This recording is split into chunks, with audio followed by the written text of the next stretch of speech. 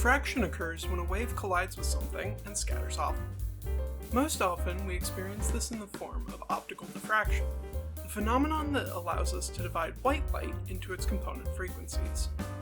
When it comes to characterizing crystal structures using diffraction, there are really three types we care about: X-ray, electron, and neutron diffraction.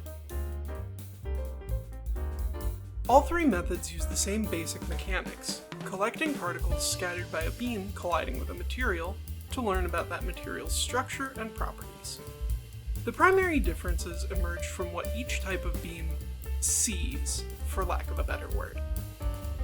To get a better feeling of those differences, let's look at an example: a ferromagnetic material like cobalt ferrite. Electrons don't penetrate very deep, but the trade-off is that they interact strongly with the lattice. As a result, we get a very strong idea of what our material's surface looks like.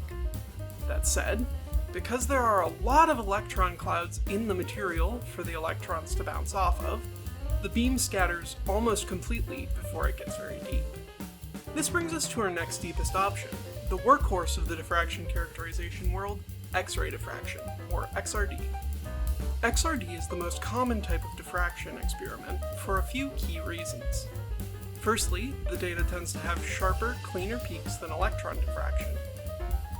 This allows XRD to give us a fairly clear picture of what our sample looks like deeper into the bulk material. Arguably more importantly, however, XRD can also be performed with much more compact equipment. This usually makes it the cheapest and fastest option. That said, in the case of our cobalt ferrite, XRD is missing one key piece of information that might be important to know. That brings us to neutron diffraction, which is almost certainly the least common of these three options. Since neutrons are, obviously, neutral particles, this is the only form of diffraction which doesn't interact with the electrons in our sample. As a result, neutrons only scatter when they hit the nuclei in our sample. One benefit of this is that neutron diffraction is able to penetrate the deepest of all three methods.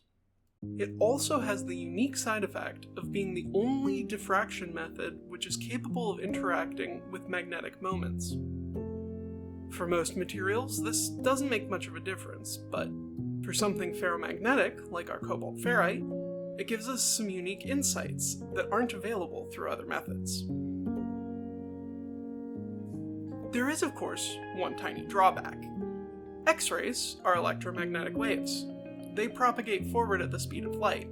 It's more challenging to focus them than to get them moving. Similarly, electrons will form a beam fairly easily if you put them in an electric field. But since neutrons are neutral, it isn't so easy to get them moving. For this reason, neutron diffraction is traditionally carried out somewhere that already has fast-moving neutrons: a nuclear reactor. And so, even though it would be nice to see the magnetic moments in our material, the availability of neutron diffraction can often make it the least accessible option.